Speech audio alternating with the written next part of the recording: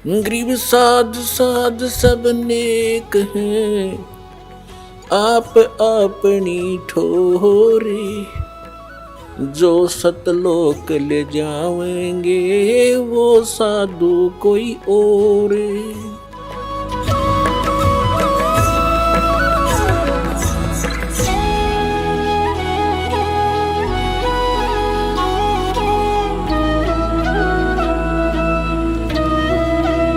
अब थोड़ी सी झलक दिखाते इसी पॉइंट पे।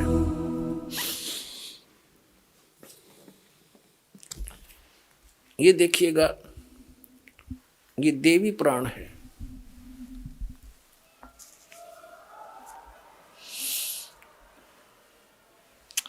इसी में आपको दिखाते हैं, ये गीता प्रेस गोरखपुर से प्रकाशित है। हनुमान प्रसाद पोदार चिमनलाल गोस्वामी इसके संपादक हैं और गीता प्रेस गोरखपुर से ही प्रकाशित है, मुद्रित है।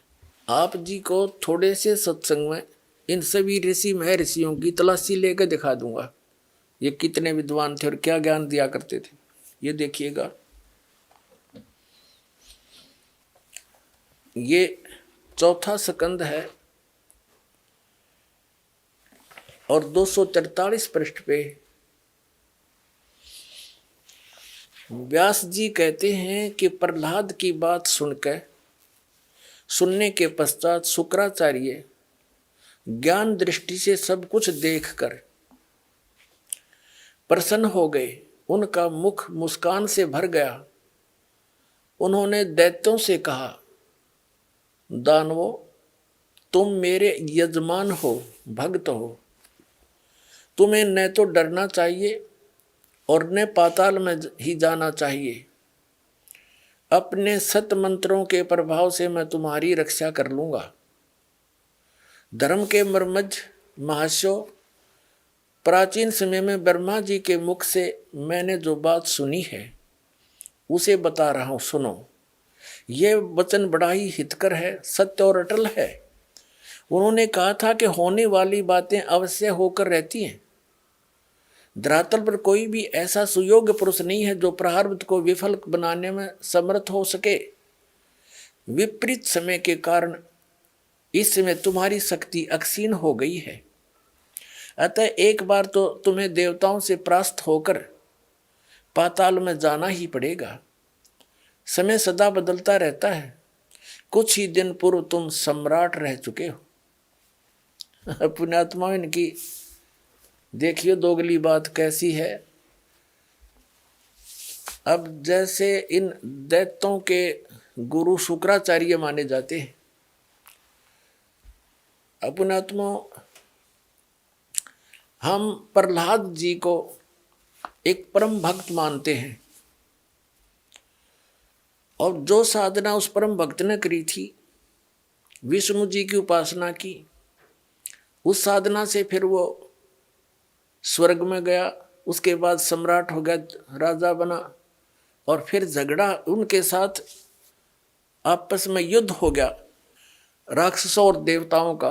तो भी इनका गुरु जी क्या कह रहा है, ऐसे ये मूर्ख बना रहे अपने को। एक बार तो कहता शुक्राचार्य कि तुमने डरना नहीं चाहिए, तुम मेरे भगत हो, मैं अपने सत मंत्रों से तुम्हारी रक्षा कर लूंगा और तुम्हें पाताल में नहीं जाना चाहिए, तुम निश्चिंत रहो। और फिर क्या कहता है, तुरंत ही बदल गया पैतरा।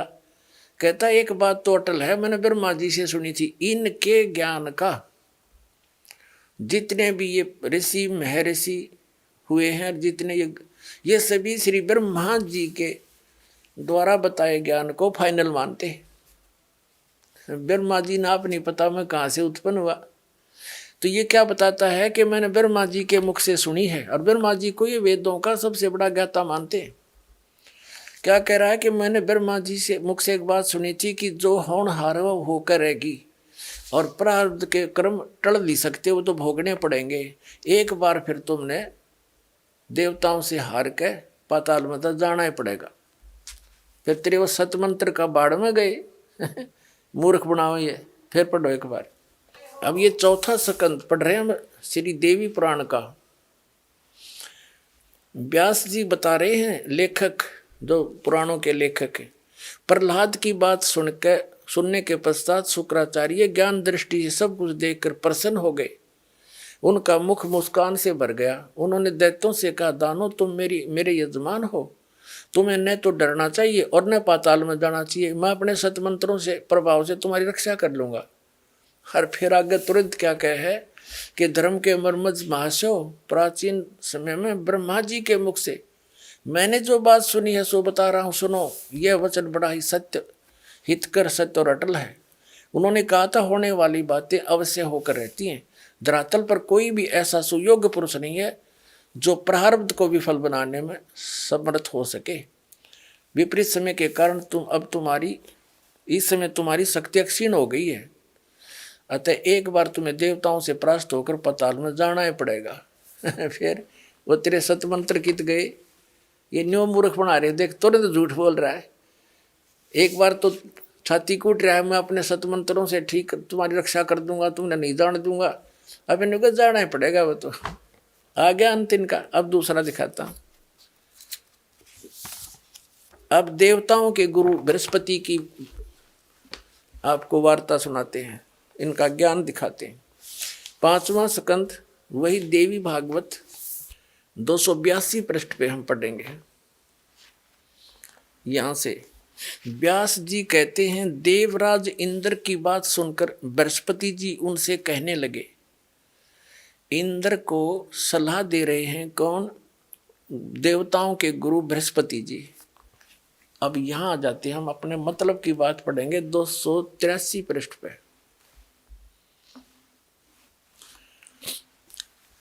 प्रारब्ध कर्म का अभाव बिना भोगे नहीं हो सकता, यह स्पष्ट है। आर्य, संपूर्ण देवता तुम्हारे सहायक हैं। तुम स्वयं भी बुद्धिमान हो, फिर भी जो होनी है वह होकर ही रहेगी, तुम उसे टाल नहीं सकते। ऐसी स्थिति में सुख और दुख की चिंता में नहीं पड़ना चाहिए। महाभाग, सुख और दुख ये दोनों कर्मशः पुण्य एवं पाप के अक्षय के सूचक हैं। अतएव विद्वान पुरुषों को चाहिए कि सुख के अभाव में भी सर्वथा आनंद का ही अनुभव करें। अतएव महाराज, इस अवसर पर सुयोग्य मंत्रियों से परामर्श लेकर विधि पूर्वक यत्न करने में कटिबद्ध हो जाओ। यत्न करने पर भी जो होनहार होगा वो तो सामने आएगा ही आएगा। अब आगे इसकी देवताओं के गुरु बृहस्पति जी का भी यही नियम है, यही विधान बता रहा है कि जो प्रारब्ध में लिखा हो तो भोगना ही पड़ेगा और इसको टाला नहीं जा सकता। फिर दूसरा विधान क्या बताता है कि दुख में भी सुख का अनुभव करना चाहिए। फिर पढ़िए, ये कह कि प्रारब्ध कर्मों का अभाव बिना भोगे नहीं हो सकता, यह स्पष्ट है, फाइनल हो गया। फिर क्या कहते हैं कि ऐसी स्थिति में तुम दुख की चिंता में नहीं पड़ना चाहिए। और कहते सुख और ये दुख ये दोनों कर्म से पुण्य और पाप के अक्षय के सूचक हैं। विद्वान पुरुषों को चाहिए कि सुख के अभाव में भी सर्वथा आनंद का ही अनुभव करें। पुण्यात्माओं, इनकी बेवकूफ बातों को सुनकर दास न दुख हो है। और ये मैं ऋषि कब आगे, एक तरफ तो कह रहा है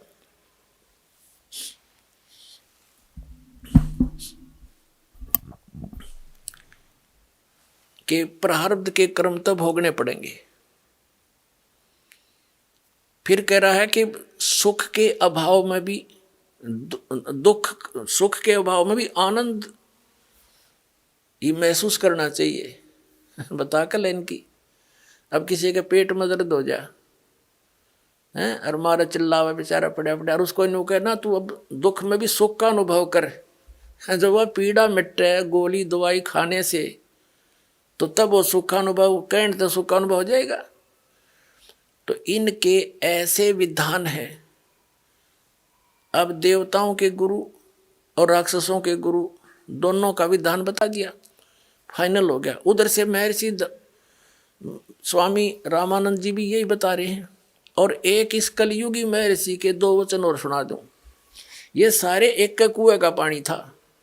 ये कलयुगी महर्षि दयानंद आर्य समाज प्रवर्तक, और इसका फीत ला रखी थी कि सभी वेदों के ज्ञाता वर्तमान में महर्षि दयानंद जैसा कोई नहीं, हरीश जैसा अज्ञानी मैंने धरती पर नहीं पाया। इतने संतों के विधान देखे पर यू सब तक ज्ञानी, किसी भी क्षेत्र में इसका कोई जो है ना स्वस्थ विचार नहीं मिला। अब देखिए इसके विचार, ये सत्यार्थ प्रकाश है, इनका पूरे जीवन का अनुभव, जैसा इन्होंने परमात्मा को जाना। अब देखो पुण्यात्मा, इनका इस पोज ने देख के आदमी कटका मर जा, अब बड़ा महापुरुष, इसने तो भगवान तो जमा समाधि लाए बैठा होगा। अपने आत्मा इस तरह के जो बाही दिखावा था हमने बहुत देख रखा था। अब अंदर झांक कर देखेंगे इनके, इनने क्या पाया ऐसा कुछ करने के उपरांत। अब देखिएगा इन्हीं का विधान, इनका लिखा हुआ है सत्यार्थ प्रकाश, महर्षि दयानंद सरस्वती। ये है सत्यार्थ प्रकाश महर्षि दयानंद जी के पूरे जीवन का अनुभव। इसमें क्या लिखा है कि वेद आदि विविध सदशास्त्र प्रमाणई संवित श्री मत परमहंस परिव्राजक आचार्य। ये तो इसका फीत है आगे की। शुरुआत में नाम तो योड़ा दयानंद है, इससे पहला श्री मत परमहंस परिव्राजक आचार्य महर्षि, ई बाया नाम तो दयानंद, फिर सरस्वती स्वामी द्वारा रचित विरचित है। इसका क्या भाव है, कहने का भाव इनका ये लिख रखा है ना, वेद आदि सदशास्त्रों यानी वेद और अन्य सदशास्त्रों से निष्कर्ष निकाल के महर्षि दयानंद जी द्वारा सत्यार्थ प्रकाश की रचना की गई। अब आम व्यक्ति ने सत्यार्थ प्रकाश को पढ़ना शुरू कर दिया था, वेदों को छोड़ दिया कि इन्होंने सही जाना है और सही निष्कर्ष निकाल कर हमें सिंपल साधारण सी भाषा में दे रखा है हिंदी में। तो इस सत्यार्थ प्रकाश को शिरोधार्य मान लिया था, ये एक उपनिषद का रूप धारण कर लिया था इसने। दास ने भी इसको इसी दृष्टिकोण से पढ़ा था कि इस महापुरुष के भी वचन यदि परमात्मा के वचनों के समर्थक मिल गए तो बहुत सुविधा मिलेगी मुझे जनसाधारण को भगवान की पहचान बताने में। जब इसको पढ़ा तो इसका तो कहीं पर भी सिर पैर भी ठीक नहीं पाया, और फिर ये जनता के सामने इसकी पोल खोलनी पड़ी, ना तो धोखे में रह जाते। अब देखो 7वें समोल्लास में आपको दिखाते हैं, इसके तो एक पृष्ठ पर कई विधान फेल हो जाते हैं। सत्यार्थ प्रकाश है 7वां समोल्लास 7वां समोल्लास। किसी ने पूछा प्रश्न, ईश्वर साकार है व निराकार? महर्षि दयानंद उत्तर देते निराकार है। ठीक है। किसी ने प्रश्न किया कि परमेश्वर की स्तुति प्रार्थना उपासना करनी चाहिए व नहीं? उत्तर महर्षि दयानंद का करनी चाहिए। प्रश्नकर्ता कहता है क्या स्तुति आदि करने से ईश्वर अपना नियम छोड़ स्तुति प्रार्थना करने वाले का पाप छुड़वा देगा? महर्षि दयानंद कहता नहीं। प्रश्नकर्ता कहता तो फिर स्तुति प्रार्थना क्यों करना, किस लिए करें भाई, जब पाप नहीं छुड़ा सकता। अब कोई न्यू कहे कि क्या साबुन कपड़े का मैल छुड़वा देगा, अरे कोई न्यू कहे कि नहीं, ये तो स्वाभाविक प्रश्न उठेगा भाई फिर साबुन की आवश्यकता क्या? यदि परमात्मा पापनाश नहीं कर सकता तो स्तुति भक्ति की आवश्यकता क्या? प्रश्न करना सही, प्रश्न करता सही प्रश्न कर रहा है, लेकिन ये अज्ञानी क्या बोल रहा है देखिए, क्या स्तुति आदि करने से ईश्वर अपने नियम छोड़कर स्तुति प्रार्थना करने वाले यानी भगत के पाप छुड़वा देगा? स्वामी जी कहता नहीं, मेरी सिद्धांत कहता नहीं। प्रश्नकर्ता कहता तो फिर स्तुति प्रार्थना क्यों करना? स्वामी जी का उत्तर, उनके करने का फल और है, अन्य ही है। प्रश्नकर्ता कहता क्या है? स्वामी दयानंद जी कहते हैं स्तुति से ईश्वर में प्रीति, उसके गुण कर्म स्वभाव से अपने गुण कर्म स्वभाव का सुधरना, प्रार्थना से निरभिमानता, उत्साह और साहे का मिलना, उपासना से परब्रह्म से मेल और उसका साक्षात्कार होना। वाह रे, ये इसी ऐसी बकवाद तो आदमी महामूर्ख बोल सकता है जो इन्होंने बोली है। पहले पर 154 पृष्ठ पे कह रहा है भगवान निराकार है, यहाँ कह रहा है उसका पाप तक कटे नहीं भक्ति तय और उसका साक्षात्कार हो जाएगा। बता, जिसके पाप नहीं कटे अपराधी व्यक्ति है और वो भगवान से मिल लेगा, और साक्षात्कार तो साकार का होता है, निराकार का होगा कैसे? अब पुण्यात्मा, इस दास के सामने यह समस्या आ रही है, मैं सारी साची कहूं, मेरे वाली जस्ती नहीं, हरि ने सारी झूठ बोल रखी है फेटोरी। तो अब इस ज्ञान से ही ये रेग मार लगेगा, प्रमाण दिखाए जाएंगे, ये क्या बोलते, हमारे सदग्रंथ क्या बताते हैं। तो ये अज्ञानी से हो जाएंगे सारे कि ये मूर्ख बना रहे थे अपने को, इनको कुछ भी ज्ञान नहीं था। फिर हम इन तट जाएंगे, अपना सही रास्ता पकड़ देंगे। इतनी सी बात है दास की, और किसी की मान हानि करना या किसी को ऊंचा नीचा करना कोई उद्देश्य नहीं, क्योंकि ये दास भी टीचर है और ये भी आध्यात्मिक टीचर कब थे। एक अध्यापक ने कोई प्रश्न गलत हल कर रखा है और उसको बच्चे याद कर रहे हैं, दूसरा टीचर आता है, उसका कर्तव्य बनता है कि उस गलत प्रश्न को ठीक करावे ताकि उन बच्चों का भविष्य उज्जवल हो। और उस टीचर का कोई विरोध करता है जो सही मार्ग, सही रास्ता और सही प्रश्न हल कर रहा है, तो कौन होगा? क्या वो हितैषी हो सकता बच्चों का? वो तो शत्रु होगा जो उस टीचर का विरोध करे जो सही हल करके दे रहा है। उसके दो प्रकार के कर सकते हैं, एक तो वो जिन्होंने वो गलत पुस्तक छाप कर बेच कर रोजी रोटी चला रहे, वो विरोधी हो सकते हैं कि तुम्हारा क्या होगा। या दूसरा केवल उनको मूर्ख बनाकर आचार्य शंकर बनकर उनके ऊपर शंकराचार्य आचार्य बनकर उनसे पैसे इकट्ठे कर रहा होगा मूर्ख बना के। तो करते रहो। दास ने तो साची कहने का ठेका ले रखा है, चाहे कुछ भी हो, ये पूरा ज्ञान विश्व में फैलेगा, भगवान का आदेश है, दास के साथ है परमात्मा, और ये सफल हो रहा है। अब देखिएगा यहाँ इसी सप्तम समोल्लास के 163 पृष्ठ पे और क्लियर कराया सिद्धानंद जी ने।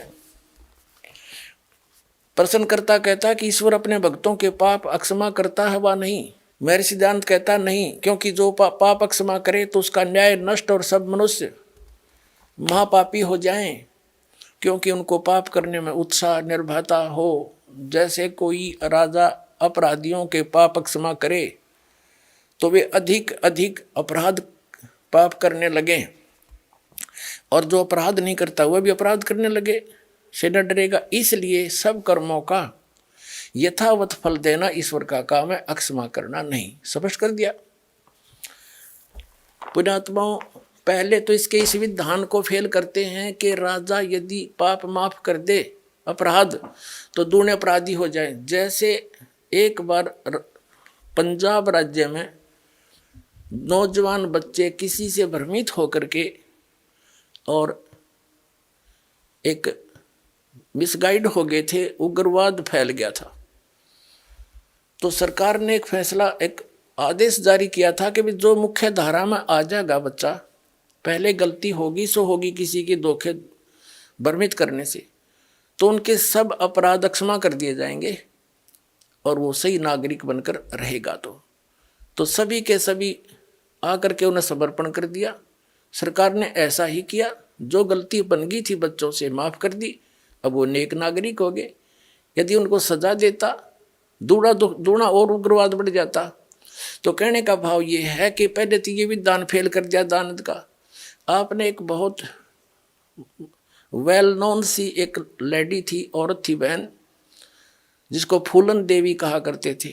वो डाकू बन गई थी किन्हीं परिस्थितियों में।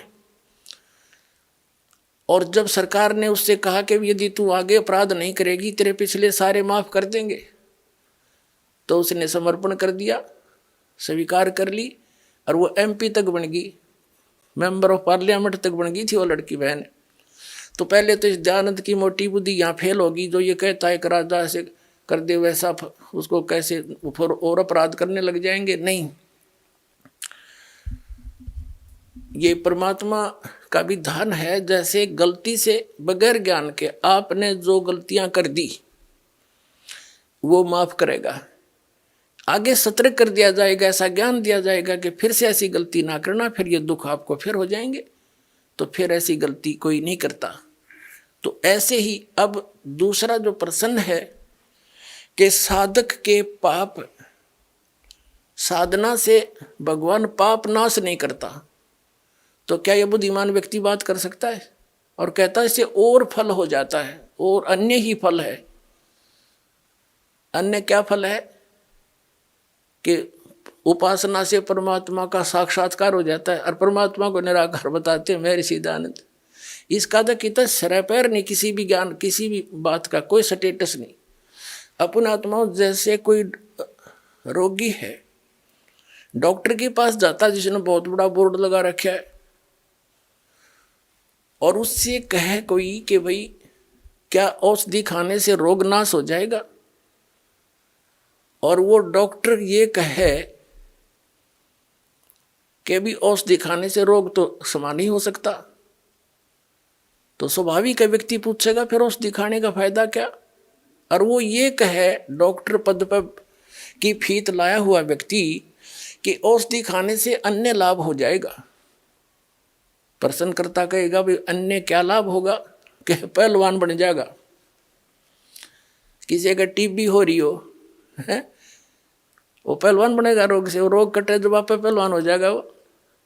तो इन बुद्धिहीन लोगों की ये थ्योरी थी, ये विधान था इनका। ये तो है अपना अनुभव, और ना ये कहते हैं वेदों में ऐसा ही लिखा है, मैंने वेदों अनुसार इसका रचना की है।